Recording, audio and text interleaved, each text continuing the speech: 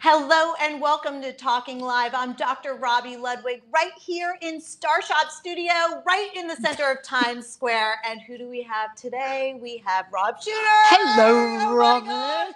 Naughty and Nice RadarOnline.com. It's all good. I think I'm your only guest that's been back twice. You are my only guest who's been back twice, and I'd love to have you back more. I'm like a bad penny. You just can't get rid of me. No. Well, thanks for having me. I love doing this. We really are in the middle of Times Square. We have the are. best view in the world. It's so great. We should have a New Year's Eve party because we can see the ball drop. We should. It is the most incredible place. And Star Shop just out the door, all around us. I know. I want a few goodies on the way out. I know, and you got new ideas for a jewelry line. We never stops here. I know. Good to see you, my friend. I have to say, if you hang around with me, everybody's going to be in jewelry. It's just the way it works. But really, we are here today because everybody is talking about the royal wedding. Talk about jewelry. They have some good jewels. Oh, they definitely do. In the tower. Oh, my. They have some good jewels. Oh, my goodness. I know. And, I was a huge Princess Diana fan. I mean, I just loved her. And actually, just to go back in the day, I remember I used to go to conferences where I would hear doctors talk. And back in the 80s, even doctors were afraid to shake hands with people who were HIV positive and had AIDS. And they would admit it. And here Princess Diana would go in, shake hands, and just was so generous. Yeah, that was huge. Yeah, I mean, she was fearless. And I think some of it came from naivete. What am I trying to say? Like, I think some of it came from that. Some of it came from rebellion. She was not happy in her marriage, so I think she really wanted to reinvent herself. I met her a couple of times in Britain. Did you? I heard she was even more gorgeous in person. She was extraordinarily looking, and not just beautiful. She had that magical thing that stars have, that when they enter a room, the lights are brighter. Like everything just shines brighter, and you couldn't take your eyes off her. She was mesmerized. And I think, certainly from my generation, knowing where I was when she died is something I will always remember. I know the couch I was sitting on, it was breakfast, and I was sitting on a couch, and it's really special, the power she had over us. So the fact her son is now getting married makes this much bigger than a royal wedding. This is an international event. Do you think in some ways we're all kind of like the surrogate mother for this event? That's a really smart. I never thought about it, but I think you're right, because the amount of love and affection that's flowing towards Harry is something that I can't really explain, and now I think you have, which is why you're the doctor. But I think we feel like we helped him grow up. And I remember at the funeral that white wreath on her coffin that said Mummy, M-U-M-M-Y, which is a British way of saying Mommy. And it broke your heart. And you have the picture of that little boy walking behind the coffin. And now that little boy is a man and is getting married. And I think we're all celebrating not just his marriage on Saturday, but what a great young man she's left. It's her legacy. I think we're celebrating her. And that she's raised two really lovely And it's her. Like, from the earliest age, the royals really had nannies and didn't spend a lot of time with their families. She changed all that. And she took the kids out. She took them to McDonald's. She took them to theme parks. And when she went on vacation, the boys went with her. She changed the rules for the royals. And I'd love to think they're such great kids because of her. Yes, absolutely. I mean, obviously they had two great parents Charles that raised them, but they got a sense of what it was like to be a real child, I think, with her, and she was a very warm parent. And there was something childlike about Diana too. Like, the world was still full of possibilities. It was still magical. And after all she went through, and we know now... And it was sad because in some ways, both Diana and Charles were a victim of how they grew up. The circumstances. Charles was not allowed to marry the love of his life, and I think he really cared about Diana. I think he did. She wasn't the love of his life. No. He always loved Camilla, and Diana was somebody that went into this without understanding what her role was, and I think she thought she was marrying Prince Charming, and then she found herself in this castle really by herself, isolated. I think that you always think of marrying a prince or marrying a royal is such a great life. It's a really restrictive life. Once you're in that family, your life changes forever. So you have to make sure that you want to do it. And I think at the age that she got married, she didn't really know what she was getting into. How could you know anything at 19? 20, yeah. Anyway. 19. But Megan's 36, 37. Yeah. She knows who she is. Yes. She knows what she wants. And I think now entering that institution at this age is going to be so much better for her. Oh, absolutely. And it seems like something that she really wants. Just to go back a little bit, I was watching CNN and they were interviewing this royal biographer. And the royal biographer said, oh, you know, Prince Harry really fell in love a few times, but the women that he was in love with, they didn't like the media attention. They didn't like being in this fishbowl. And she said, who would really want to be a princess? Right. And it made me pause because in some ways it seems so glamorous, but in other ways, like to not be able to do anything without somebody saying something. It's a really good point. I think that one of the reasons that they fit so well together is Meghan wants this. Yes. She enjoys the spotlight. Yes. She knows how to handle the spotlight. She was an actress for a very long time. This was a girl that was phoning around TV shows to get on as a guest. Yeah. So before she had a publicist, she called up the Wendy Williams show. So long before Harry, she was in New York. The Wendy Williams show is the hottest show. It's fun and outrageous. She called the Wendy show herself, like 1-800-WENDY, whatever the number is. And so she was like, I'm not a big enough star to sit on the couch, but I'm sort of an actress, so I can't sort of come on and do celebrity gossip. Oh. And they were like, well, you sort of don't fit into our format. She didn't give up. She was like, when I'm in New York, can I come into the office and meet you? Wow. She went into the office on 26th Street, met with the staff, and together they agreed, why don't you come on and be a fashion expert? Huh. And she did do it. Wow. And so Meghan went on and did fashion shows on the Wendy show. She did them on the Today Show. And there's nothing wrong with this. And this, I think sometimes people think this is a dig. Ambition is fantastic if it's you. If this is who you are and you're that ambitious and you're that driven, good for you. Just don't pretend to be. Right. You almost have to be driven to survive in the media world. Oh, to get a Prince of England. That's driven. Like you got a prince. What was so interesting though is that there was I guess a movie, a Lifetime movie this weekend, that was portraying kind of their private life. And what I did not know is that they claim that Meghan Markle actually broke up with Prince Harry when she thought that the relationship would never go anywhere. She was at the age and the mindset that she wanted to get married. Mm-hmm. He was 20 minutes late to the first date. And she was furious. And so he came in, and it was at the Soho House. We have one in New York, but they started in London, in Soho, hence the name.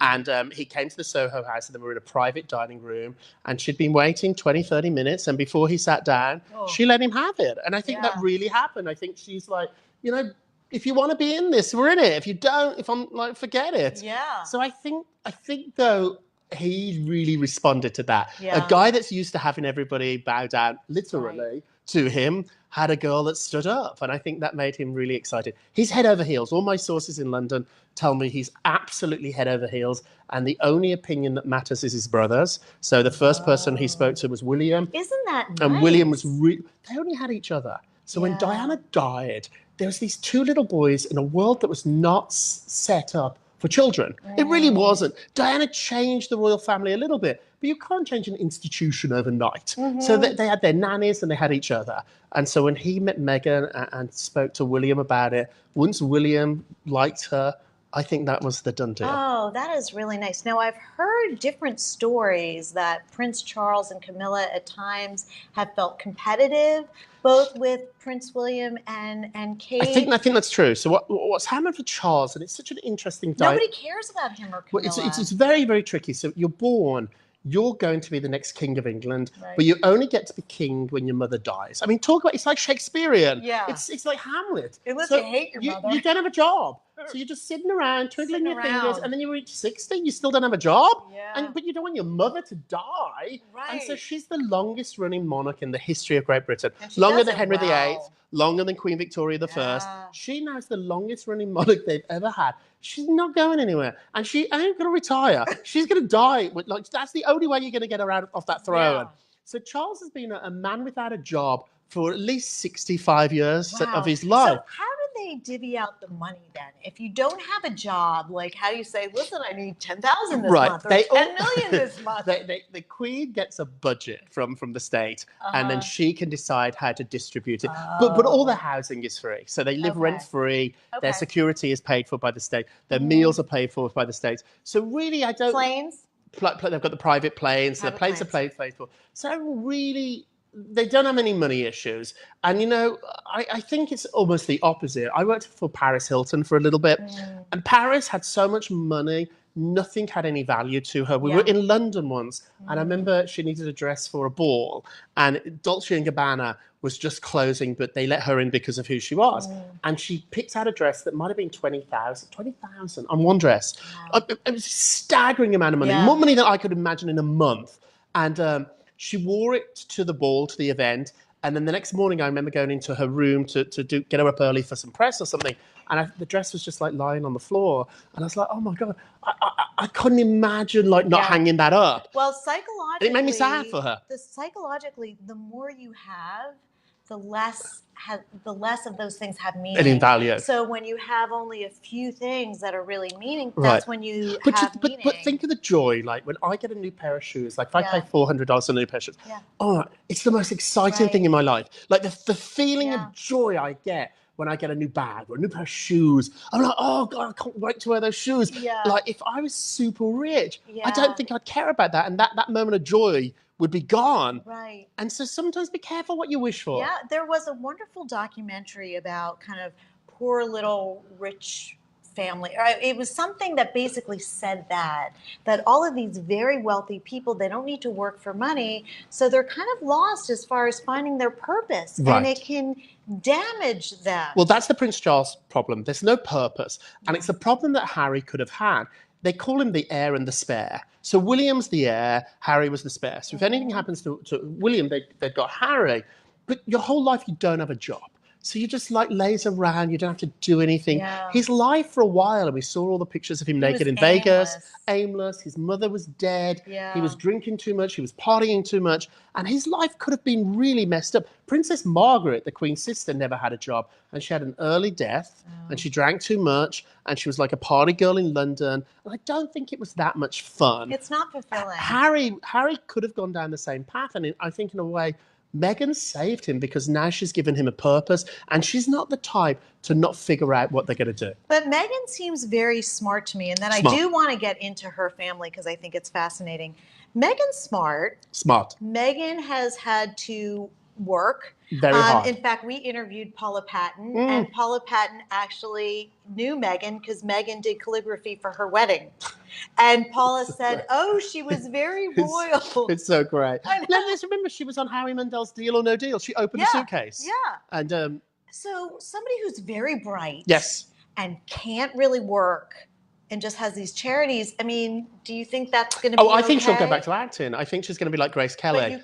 But you can't go back. She can do it. Honestly, it's a new world. She can't be the naked movie. Like she's not going to be like shaking a bomb bomb. And no one's asked me. Like I don't know if she's going to be the next James Bond girl, but now maybe she could. Like maybe she'll change it. If the right role came along for Meghan, if she could play a really great part in a period drama, if she could get herself a Downton Abbey type show, I don't think Meghan's totally given up acting. I don't think so either. It's kind of like when Jane Fonda said that she was giving up acting. We all kind of looked at it and said, I don't know, because I don't know. I think acting is something that chooses you.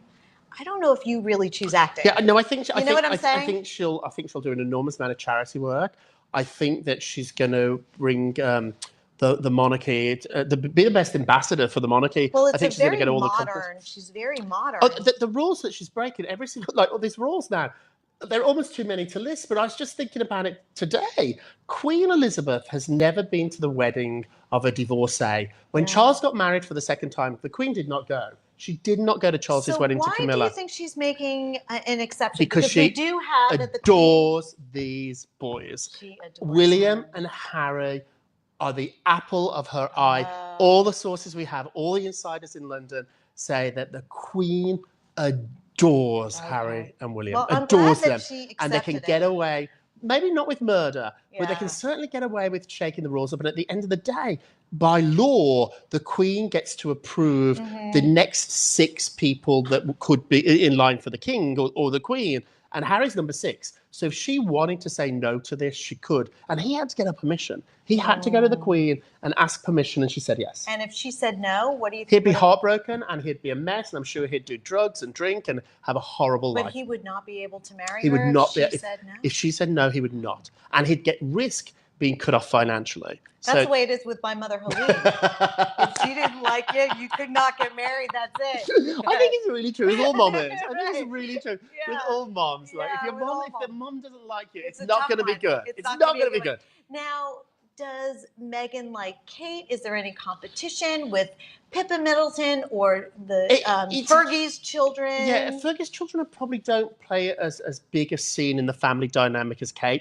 Kate runs that family. Like, Kate's a very powerful young lady. Yeah. Kate is very different to Meghan. Kate doesn't like the spotlight. Oh. She's a country girl. She'd rather be in the country than in London. Wow. She'd rather be with the horses and the animals and the babies. So Kate probably finds Meghan mystifying. She probably doesn't quite understand why Meghan really wants to do all these interviews or be on TV as much.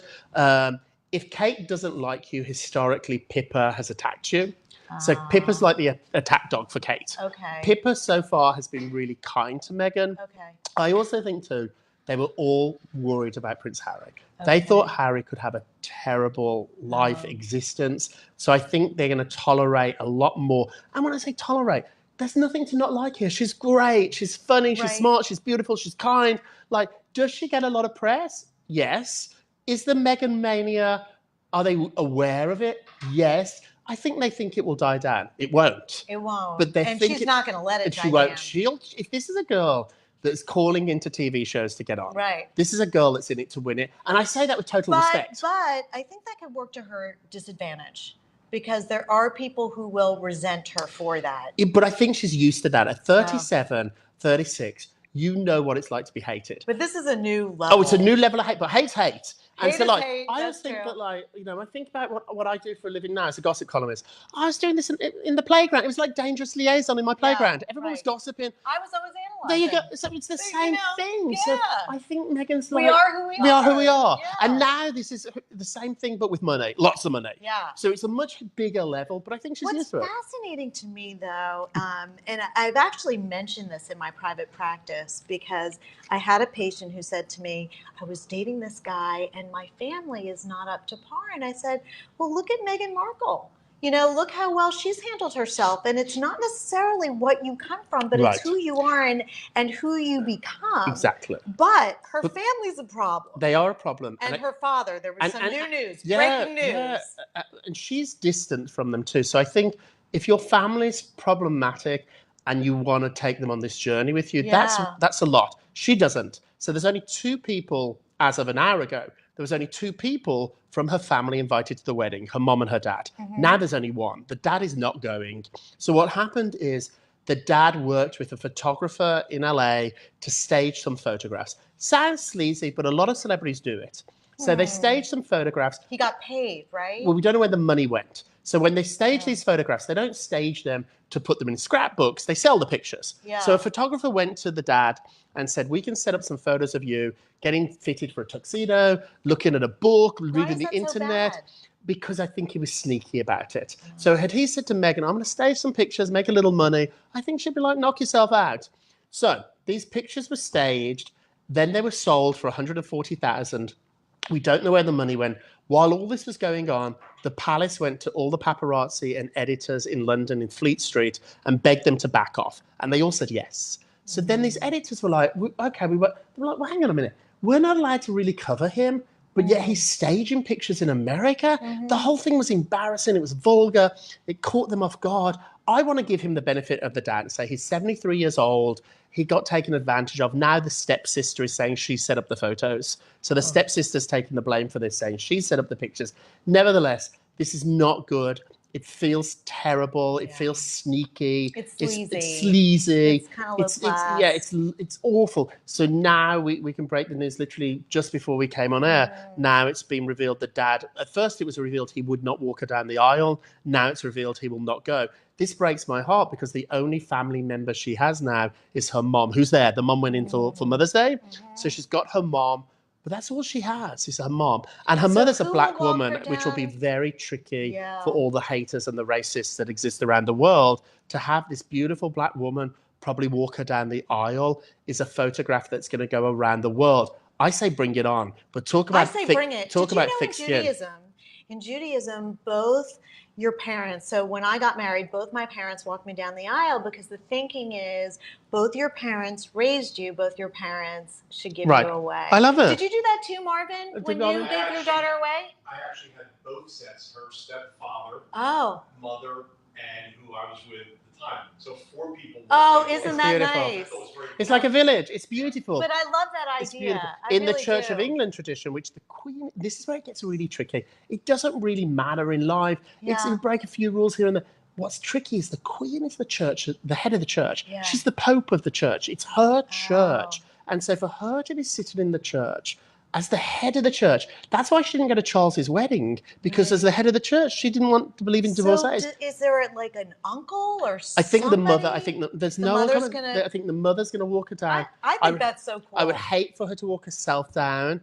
But the royals don't know what to do. They put out a statement tonight, an hour ago, just asking for privacy. Did they say the father can't? Or No, they were very, very ambiguous about it, and they said he's not attending the wedding. They were scarce on details. Okay. There's some rumours now that he had a heart attack 6 days ago. Ultimately, the truth will come out on this.